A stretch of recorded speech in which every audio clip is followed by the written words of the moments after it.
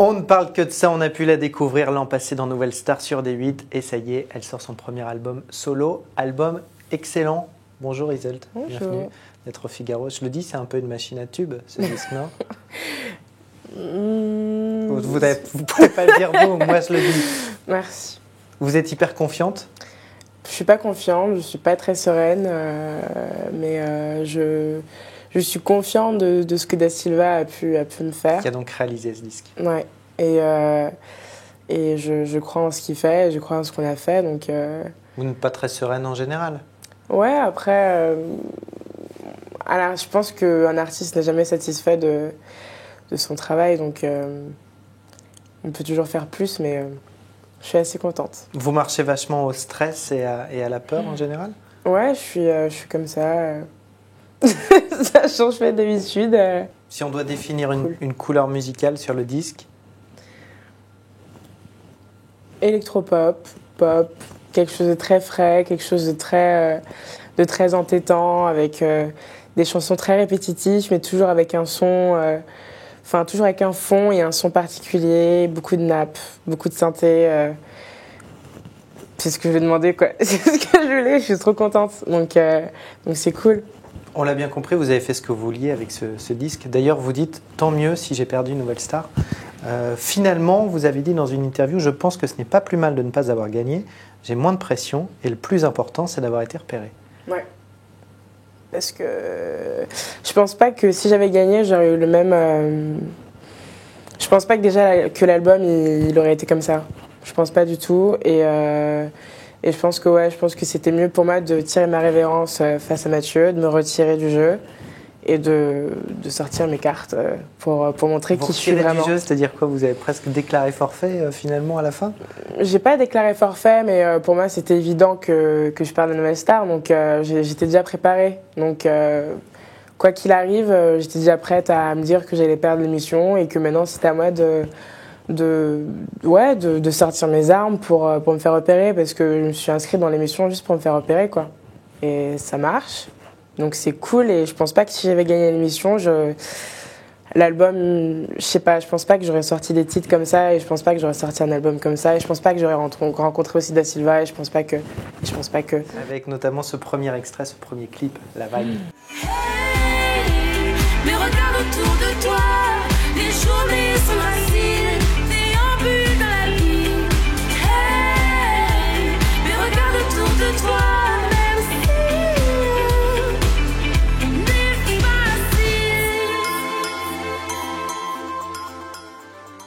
La Vague, déjà plus de 100 000 clics. Oui. Qu'est-ce que ça vous fait? Ça vous met mal à l'aise? Non? Vous êtes content ou ça vous met mal à l'aise de vous voir? Ça me fait, je sais pas, je suis un peu timide, mais je suis trop contente.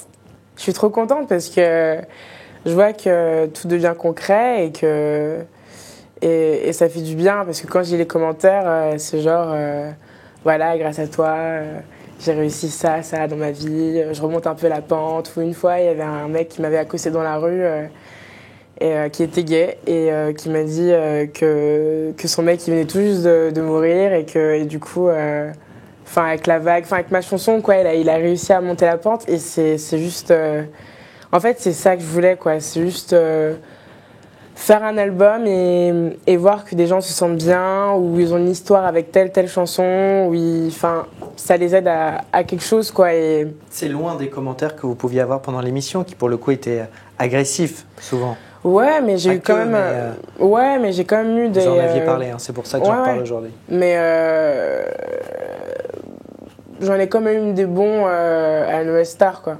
Oui, mais pendant Nouvelle Star, vous ouais. aviez eu les tweets racistes, etc. Ouais.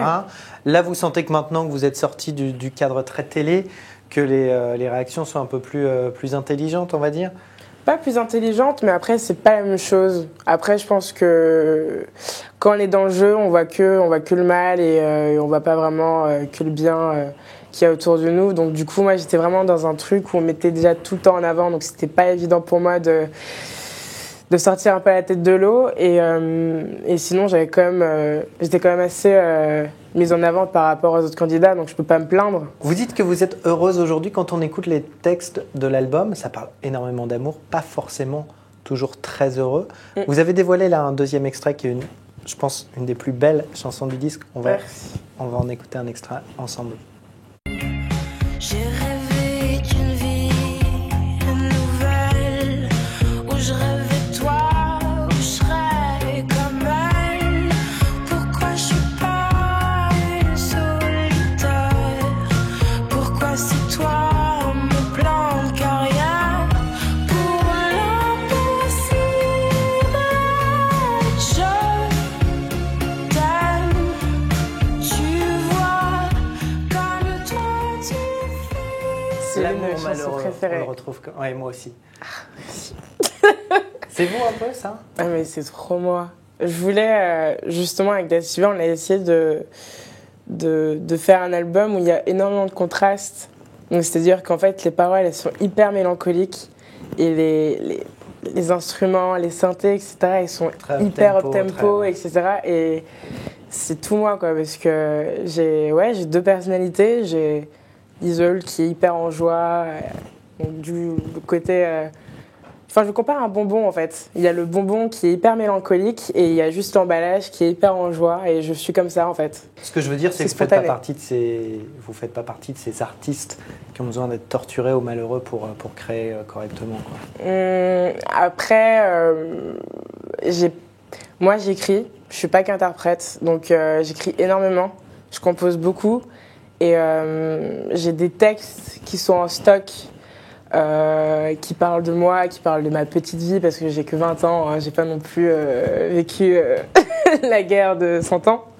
Mais et ces textes-là, bah, ils parlent de moi. Et si je pense que j'en fais partie de ces artistes-là qui ont besoin de justement d'avoir un drame ou quelque chose qui les touche ou qui me fait mal en fait. J'ai vraiment besoin de quelque chose qui me fait mal pour pouvoir écrire.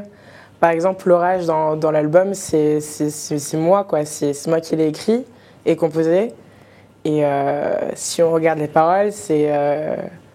Enfin, c'est pas.